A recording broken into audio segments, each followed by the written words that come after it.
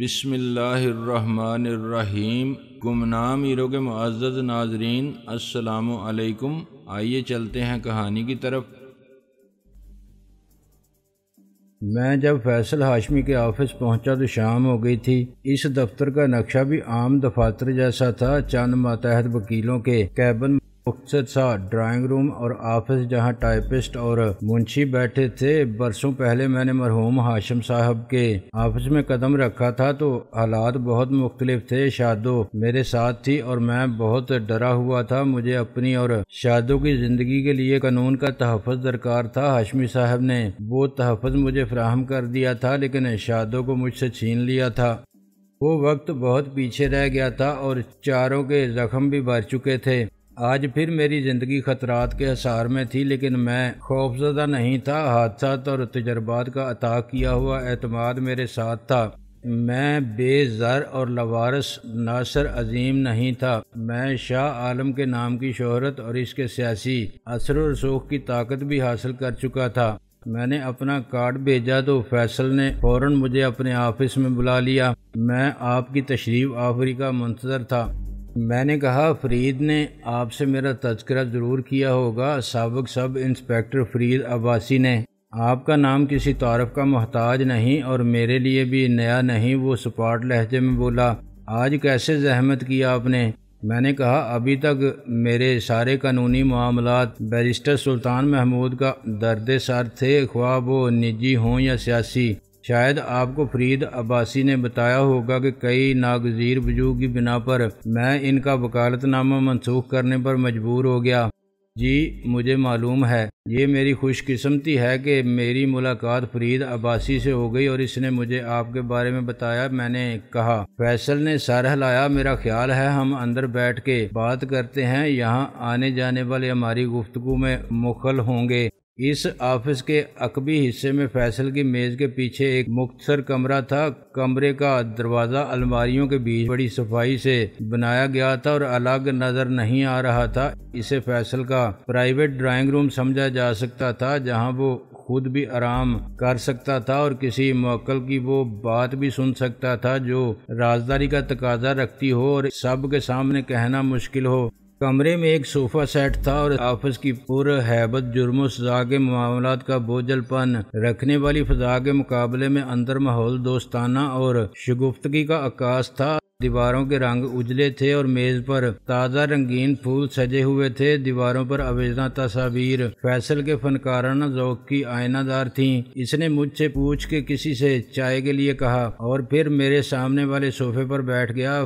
فرید کو بھی آنا تھا، معلوم نہیں کہاں رہ گیا۔ میں نے کہا، اس نے آپ کی بہت تعریف کی تھی۔ تعریف آپ کی بھی کرتا ہے وہ، مگر اس کی خوبی ہے یا خامی کہ وہ صرف تعریف نہیں کرتا؟ شاید اسی لیے پولیس کی ملازمت اسے راس نہیں آئی۔ میں نے کہا۔ فیصل بولا، مجھے تو معلوم تھا کہ بالآخر یہی ہوگا۔ کچھ اچھے افسر بھی تھے جن کی پشت پناہی سے اس نے اتنا عرصہ گزار لیا، لیکن اس نے دوست کم بنائے دشمن زیادہ۔ اس کا خیال تھا کہ قانون کی طاقت سے وہ مجرموں کا صفایا کر دے گا اور پولیس کے محکمے کی کایا پلٹ دے گا۔ اپنی مستعدی ایمانداری اور فرد شناسی سے دوسروں کے لیے ایک قابل رشک مثال قائم کرے گا۔ عمر بھی ہماری کم و بیش ایک ہی تھی، مگر میں اس کی طرح جذباتیت پرستی میں مبتلا نہیں تھا۔ میں نے کہا، مقاصد تو ایک ہی تھے آپ دونوں کے، فرق صرف منزل تک پہنچنے والے راستوں کا تھا۔ مجرموں کو کیفر کردار تک پہنچانے اور قانون کی حکمرانی قائم کرنے میں سب سے پہلے پولیس کا کردار ہے جو مجرموں کو پکڑتی ہے، پھر وکیل ہیں جو انہیں مجرم ثابت کرتے ہیں، اس کے بعد جج جو انہیں جرم کی سنگینی اور حالات کو مد نظر رکھتے ہوئے سزا سناتا ہے، آخری کردار ہے جیلر کا جو سزا پر عمل درآمد کراتا ہے۔ نظام انصاف انہی چار ستونوں پر قائم ہے۔ یہ تو ٹھیک ہے شاہ صاحب، لیکن پولیس اب مل گئی ہے۔ مجرموں کے ساتھ وہ ایک فریق بن گئی ہے، مجرموں کے شریک کار اور محافظ۔ میں نے کہا، برا نہ مانے تو ایک بات پوچھوں، کیا آپ کے پیشے میں سب باضمیر اصول پرست اور ایماندار ہیں؟ سب وکیل سچ بولتے ہیں، جانتے بوجھتے کسی مجرم کا دفاع نہیں کرتے، صرف بے گناہوں کو سزا سے بچانے کے لیے عدالت میں پیش ہوتے ہیں؟ فیصل نے بے چینی سے پہلو بدلا۔ میں مانتا ہوں کہ وکالت کے پیشے میں بھی غلط لوگ ہیں، فرق تناسب کا ہے۔ میں نے کہا یہاں بھی بدعنوان اور بے ضمیر ہی اکثریت میں ہیں، حلف اٹھوا کے جھوٹے بیان اور جھوٹی گواہی ہی دلواتے ہیں۔ واقعات کو تروڑ مروڑ کے پیش کرنا، قانون کے الفاظ کی گمراہ کن تشریح تعبیر، عدالت کے کام میں رکاوٹ ڈال کے انصاف کے عمل میں تاخیر، یہ سب کون کرتا ہے؟ وکیل کو غرض ہوتی ہے صرف اپنی فیس سے۔ فیصل کچھ نروس ہوا۔ بے شک ایسا ہوتا ہے، مگر یہ کہنا غلط ہوگا کہ وکیلوں میں اکثریت ایسے لوگ کی ہے چند کالی بھیڑیں۔ میں نے اس کی بات کاٹ دی۔ پولیس کے اعلیٰ افسران اور وزیر داخلہ صاحب بھی یہی فرماتے ہیں کہ چند کالی بھیڑیں ضرور ہیں پولیس کے محکمے میں، لیکن کسی نے 1% کالی بھیڑ پکڑ کے نہیں دکھائی۔ میں تو سمجھتا ہوں کہ سب سے زیادہ مظلوم اور بے بس ہوتا ہے جج، جو حقیقت جاننے کے باوجود انصاف کی کرسی پر بیٹھا دیکھتا رہتا ہے اور سنتا رہتا ہے کہ سیاہ کو سفید اور سفید کو سیاہ ثابت کیا جا رہا ہے اور کچھ نہیں کر سکتا، مجبور ہے کہ اپنا فیصلہ دلائل سے زیادہ گواہی اور شہادت کی بنیاد پر صادر کرے، خواہ اسے یقین ہو کہ انصاف نہیں ہوا، مگر وہ کیا کرے؟ کیسے کہے کہ گواہ جھوٹا ہے؟ شہادت خود ساختہ ہے، حقائق بدلے گئے ہیں۔ آپ بہت خفا ہیں وکیلوں سے۔ میں نے کہا یہ بات نہیں، ایک بات آپ نے پولیس کے کردار کے بارے میں کہی کہ وہ مجرموں کے محافظ اور معاون ہیں۔ میں سمجھتا ہوں کہ وکیل بھی مجرموں کے محافظ اور معاون ہیں۔ ایک فریق جو رقم وصول کرتا ہے وہ رشوت کہلاتی ہے، دوسرے کی فیس ہوتی ہے۔ یہ زیادتی کر رہے ہیں آپ، وہ کچھ آزردہ ہو گیا۔ میں ایسے درجنوں نام گنوا سکتا ہوں جو ملک گیر شہرت رکھتے ہیں، انتہائی نیک نام وکیل ہیں۔ انہیں میں بھی جانتا ہوں، آج وہ بہت بڑے نام ہیں، کوئی انگلی بھی نہیں اٹھا سکتا ان پر، اور مجھے اعتراف ہے کہ میں ان کے بارے میں کچھ بھی نہیں جانتا، لیکن جو کچھ آج ماتحت عدالتوں میں عام وکیل کر رہے ہیں، اس سے انصاف کا بول بالا اور جھوٹے کا منہ کالا نہیں ہو رہا۔ جس کا نام بڑا، وہ فرشتہ نہیں، مگر پولیس کے IG اور DIG کو نہ کوئی راشی کہتا ہے، نہ کرپٹ الزام آتا ہے نچلے درجے کے۔ ان ماتحتوں پر جو پبلک کے سامنے ہوتے ہیں، یہی حال بڑے وکیلوں کا ہے۔ لاکھوں میں فیس لے کر وہ آئینی اور سیاسی مقدمات لڑتے ہیں اور اخباروں کے ذریعے خوب نام کماتے ہیں۔ یہ بات تو سیاستدانوں کے بارے میں کہی جا سکتی ہے، بالکل کہہ سکتے ہیں آپ، اور زبان خلق کیا نہیں کہتی۔ اگر میں سیاست کے گندے تالاب میں ہوں تو کس منہ سے یہ دعویٰ کر سکتا ہوں کہ میں پاک صاف ہوں؟ لیکن میں نے مسکرا کے کہا اس کے باوجود پولیس میں ایک مثال ہے، فرید عباسی کا کردار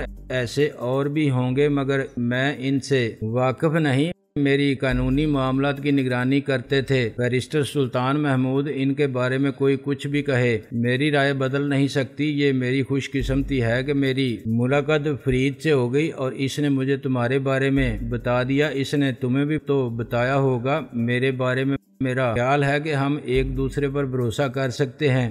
فرید میرا کزن ہے اور دوست ہے، ہم بچپن سے جانتے ہیں ایک دوسرے کو، جب سے ہوش سنبھالا ہم ساتھ ہی ہیں۔ میرا اس پر بھروسہ کرنا غلط نہیں ہو سکتا، لیکن آپ کی اس سے ملاقات ہوئے جمعہ 8 دن نہیں ہوئے، آپ نے اسے بھروسے کے قابل سمجھ لیا، اور اس کے کہنے پر مجھے اس کا لہجہ اچانک بدل گیا۔ میں نے کہا ایک تو آدمی کا تجربہ اور مشاہدہ ہوتا ہے جو اس کی مدد کرتا ہے، لیکن اس کے علاوہ میری چھٹی حص ہے جو غلط نہیں کہتی۔ اگر یہ ممکن ہوتا تو میں کبھی بیرسٹر سلطان محمود کو نہ چھوڑتا۔ وہ میرے قانونی سرپرست اور بزرگ تھے، مگر میری وجہ سے ان پر کوئی آفت آئی یہ مجھے منظور نہیں تھا۔ شہر میں وکیل بہت میرے ذاتی دوست ہیں، کسی بہت بڑی لیگل فرم کو اپنا قانونی مشیر بنا سکتا تھا، پھر میرا انتخاب ہی کیوں کیا آپ نے؟ اس کے لہجے میں طنز تھا۔ فرید عباسی نے مجھے بتایا تھا کہ آپ باہمت اور بے خوف ہیں، کسی لالچ، دھمکی یا دباؤ کی پرواہ نہیں کرتے۔ وہ کچھ دیر خاموشی سے مجھے دیکھتا رہا جیسے کچھ کہنا چاہتا ہو، مگر فیصلہ کرنا مشکل ہو کہ یہ بات اسے کہنی چاہیے یا نہیں۔ بالآخر اس نے کہا مسٹر شاہ عالم، یہ بات آپ کہہ رہے ہیں کمال ہے۔ میں نے حیرانی سے کہا کیا کوئی غلط بات کی ہے؟ میری سمجھ میں نہیں آتا کہ آپ کی اس ادا کو کیا سمجھوں۔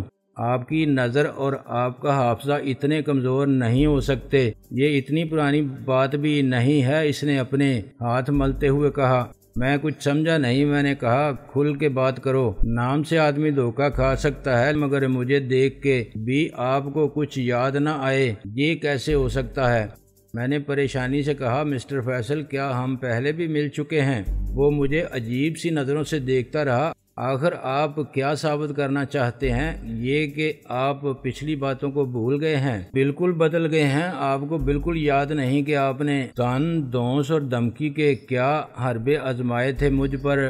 ٹیلی فون پر مجھے کیسی گالیاں دی جاتی تھیں؟ آپ کے گنڈوں نے میرے آفس آ کے کیا بدماشی مچائی تھی؟ اور پھر خود آپ نے کیا فرمایا تھا؟ مجھے یہ سمجھنے میں دیر نہیں لگی کہ وہ اصل شاہ عالم کی بات کر رہا تھا، مگر یہ اندازہ میں کیسے کر سکتا تھا کہ وہ معاملہ کیا تھا؟ فرید عباسی نے مجھے کچھ بھی نہیں بتایا تھا، شاید خود اسے علم نہیں تھا کہ کسی قانونی معاملے میں شاہ عالم نے فیصل ہاشمی کو دھمکا کے اور بدماشی کی طاقت استعمال کر کے مجبور کیا تھا کہ وہ کسی کیس میں اس کے خلاف پیروی سے دستبردار ہو جائے۔ میں ایک بات کہہ کے پھنس گیا تھا اور اب نہ انکار کر سکتا تھا اور نہ اقرار۔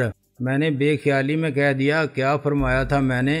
آخر فیصل نے تلخ لہجے میں کہا، ڈرامہ مت کریں میرے سامنے شاہ عالم صاحب، میں وہ کیس ہار گیا تھا، میرے موکل کو آپ نے بے گناہ ہونے کے باوجود جیل بھجوا دیا تھا اور پھر عدالت میں مجھے سب کے سامنے، خیر چھوڑیں فرید کو، یہ سب معلوم ہوتا تو شاید وہ بھی آپ کی سفارش نہ کرتا۔ تعریف تو دور کی بات ہے، مختصر یہ کہ میں آپ کا وکیل بننے سے انکار کرتا ہوں۔ اب بے شک آپ مجھے گنڈوں سے پٹوائیں یا میرے گھر کو آگ لگوا دیں، میں نے سخت بے عزتی کے باوجود ضبط سے کام لیا۔ اگر ایسی ہی بات تھی مسٹر فیصل تو آپ نے مجھے ٹائم کیوں دیا؟ میں صرف یہ دیکھنا چاہتا تھا کہ ایک آدمی ایک سیاسی لیڈر کس حد تک دوگلے پن سے کام لے سکتا ہے، کتنی ڈٹائی سے جھوٹ بول سکتا ہے اور منافقت میں کس انتہا تک جا سکتا ہے، شیطان کا کردار ادا کرنے کے بعد فرشتہ بن کے کیسے دکھا سکتا ہے۔ اگر میں انکار کر دیتا تو میرا آپ کا حساب کیسے برابر ہوتا؟ مجھے کم ذلیل نہیں کیا تھا آپ نے۔ میں اٹھ کھڑا ہوا، چلو آج یہ حساب برابر ہو گیا، کل میں پھر آؤں گا، آپ کو مایوسی ہوگی اور شرمندگی۔ میں نے کہا میں فرید کے ساتھ آؤں گا۔ اس نے کہا جب میں فرید کو بتا دوں گا تو وہ خود انکار کر دے گا۔ بے شک آپ اپنی گنڈا فورس کے ساتھ پھر چڑھائی کر سکتے ہیں میرے آفس یا گھر پر، لیکن مجھے اپنی وکالت پر مجبور نہیں کر سکتے۔ یہ ہو سکتا ہے کہ تمہاری رائے بدل جائے۔ میں کینہ پرور اور کم ظرف نہیں ہوں شاہ صاحب، وہ بولا، اس لیے میں نے آپ کی شکل دیکھتے ہی آپ کو بے عزت کر کے رخصت نہیں کیا۔ میں نے آپ کو چائے بھی پیش کی، آپ سے جو کہا علیحدگی میں کہا۔ اس چائے کے لیے شکریہ۔ آج اس سچائی کے اظہار کا موقع نہیں جو نہ تم جانتے ہو اور نہ میں نے کہا اگر آج وقت ہوتا میرے پاس تب بھی یہ مشکل تھا۔ اس نے میرے لیے دروازہ کھولا۔ چھوڑیں شاہ صاحب، اپنی سچائی اپنے پاس رکھیں، مجھے کوئی ضرورت نہیں اس کی۔ باہر آ کے میں نے ایک گہری سانس لی۔ معاملہ اس شاہ عالم کا تھا جو رکشی کا شوہر تھا، لیکن یہ بات فیصل کو خود فرید عباسی سمجھا سکتا تھا یا رکشی بتا سکتی تھی کہ میں وہ شاہ عالم نہیں ہوں۔ اپنے قانونی معاملات فیصل کے سپرد کرنے سے پہلے اسے اعتماد میں لینا ضروری ہوگا، لیکن کیا اس قانونی جال سازی کا علم ہو جانے کے بعد بھی فیصل اس جرم کی پردہ داری کے جرم میں شریک ہونا منظور کرے گا؟ شاید نہیں۔ میں نے سوچا ایک شخص جو قانون کا احترام کرتا ہو، اس کی بقا اور بالادستی کے لیے اپنی تمام ذہنی اور جسمانی توانائی کے ساتھ جد و جہد میں مصروف ہو، اور وہ اتنے بڑے جھوٹ کو کیسے تسلیم کر سکتا ہے، خواہ اس جھوٹ کو عدالت عالیہ نے سچ کی سند عطا کر دی ہو۔ حالات کے عذر کو یا میری کسی دلیل کو ایک اصول پرست وکیل کیوں قبول کرے گا؟ لیکن مجھے بھی کیا ضرورت ہے اسے ساری بات بتانے کی؟ میں اسے اتنا ہی بتا سکتا ہوں جتنا شبنم جانتی ہے۔ ساری دنیا مانتی ہے وہ بات جو رکشی کے علاوہ رئیس جانتا ہے۔ چندہ اور خان اعظم کو معلوم ہے یا قمر اور ڈاکٹر کمال فاروقی کو؟ وہ کسی اور کے کانوں تک نہیں پہنچنی چاہیے۔ کم از کم خود مجھے کسی کے سامنے اعتراف نہیں کرنا چاہیے کہ میں ناصر عظیم تھا، جسے حالات کی ستم ظریفی اور بدبختی نے شاہ عالم کی زندگی گزارنے پر مجبور کر دیا تھا، اور مجبوری صرف عذر نہیں، ناصر عظیم کے لیے یہ ویسی ہی مجبوری تھی جس میں حرام کو بھی حلال سمجھا جا سکتا تھا۔ اگر وہ شاہ عالم نہ بنتا تو زندہ نہ رہتا۔ جہاں تک خان اعظم اور چندہ قمر یا ڈاکٹر فروقی کا سوال تھا تو ان کے لیے میں ناصر عظیم ہی تھا، اور جب ناصر عظیم نہیں رہا تو کچھ بھی نہیں رہا۔ ان کے سب جذباتی رشتے ناصر عظیم کے نام سے وابستہ تھے۔ ان کا کسی شاہ عالم سے نہ پہلے کوئی تعلق تھا اور نہ اب وہ اس سے تعلق کی کوئی ضرورت محسوس کرتے تھے، اور ان کے نزدیک ناصر عظیم نے اپنا نام، اپنی شخصیت، اپنا گھر اور اپنی زندگی کے ماضی کو کسی شاہ عالم کی شناخت دے کر ایک ناقابل معافی جرم کیا تھا۔ اس نے بے وفائی کا مرتکب ہو کے انہیں شدید جذباتی صدمہ پہنچایا تھا۔ وہ کسی مجبوری کی دلیل کو قبول کرنے کے لیے تیار نہ تھے۔ ناصر عظیم ہمارا تھا، شاہ عالم کو ہم کیا جانے، وہ MP کیا گورنر ہو یا وزیر اعظم بن جائے، انہوں نے شاہ عالم بن جانے والے ناصر عظیم کو فراموش کر دیا تھا۔ وہ کم ظرف اور کینہ پرور لوگ نہیں تھے۔ انہوں نے کئی سال ناصر عظیم کو اپنے گھر میں اور اپنے دل میں جگہ اور تحفظ فراہم کیا تھا۔ آج بھی جب وہ ان سے سارے رشتے ناطے توڑ کے ایک اجنبی ہو گیا تھا، وہ اس کے خلاف کوئی عناد نہیں رکھتے تھے۔ انہیں آج بھی ناصر عظیم کی زندگی کی سلامتی عزیز تھی۔ ان سے مجھے کوئی خطرہ نہیں تھا کبھی کوئی میری جعلی شخصیت کا راز فاش کر دے گا۔ ان کے علاوہ رکشی تھی جو حقیقت حال سے اتنی ہی باخبر تھی جتنا میں تھا، مگر شاہ عالم سے چھٹکارا حاصل کرنے کی خواہش نے اسے اتنا مغلوب کر لیا تھا کہ وہ میرا ساتھ دینے پر رضامند ہو گئی تھی۔ اس سے بھی میں کوئی خطرہ محسوس نہیں کرتا تھا۔ وہ برابر کی شریک جرم رہی تھی، لیکن آج زیادہ مطمئن اور باعزت زندگی گزارنے کے لیے آزاد تھی۔ وہ اپنے مستقبل کی خود مالک تھی۔ میں نے اس کا اعتماد اور اس کی عزت نفس کا یقین بحال کر دیا تھا، مگر بدلے میں اس سے کچھ بھی نہیں لیا تھا، اور آزادی کے ساتھ وہ سب بھی اس کے حوالے کر دیا تھا جو شاہ عالم کا تھا۔ شاہ عالم کی موت نے تو رکشی پر خوش قسمتی کے بند دروازے کھول دیے تھے۔ وہ اگر زندہ رہتا تو کچھ بعید نہ تھا کہ رکشی کے اعصاب اس کے حسن سلوک سے بالکل ہی جواب دے جاتے اور وہ پاگل خانے پہنچا دی جاتی، یا شاہ عالم طلاق کے 3 لفظ دہرا کے حق مہر اس کے ہاتھ پر رکھتا کہ یہ ہے تمہارا جسم استعمال کرنے کا معاوضہ، اب جاؤ اس حسن شباب کا کوئی اور خریدار دیکھو۔ فرید عباسی سے بعد میں معلوم کیا جا سکتا تھا کہ آخر فیصل ہاشمی کے ساتھ شاہ عالم نے کیا زیادتی کی۔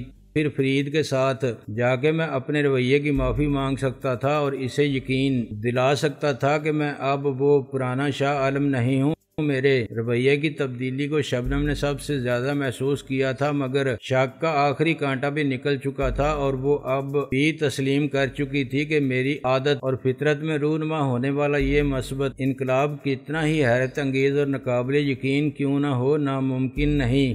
سب وقت کی بات ہے، خدا کسے کب توفیق دے، یہ اس کی مشیت ایزی ہے۔ جناب ابو بکر آزاد صاحب کے اخبار کا دفتر اسی سڑک پر تھا جس پر زمیندار ہوٹل تھا، اور کسی زمانے میں مولانا ظفر علی خان مرحوم کے شہرہ آفاق اخبار زمیندار کا دفتر بھی تھا۔ یہ سڑک لاہور ہوٹل سے گزر کر لکشمی چوک جاتی تھی، جہاں ہر قسم کے فلم سازوں اور تقسیم کاروں کے دفاتر پر آنے والی فلموں کے رنگین سائن بورڈ تقریباً ہر عمارت کی بالکونی میں کھڑکی کے سامنے آویزاں دکھائی دیتے تھے۔ فیصل کا آفس بھی اسی سمت کنگ ایڈورڈ میڈیکل کالج کے ہاسٹل سے بہت قریب تھا، چنانچہ میں اپنے خیالات کی رو میں گرد و پیش کی گہما گہمی سے بے نیاز پیدل چلتا ہوا وہاں تک آ گیا تھا۔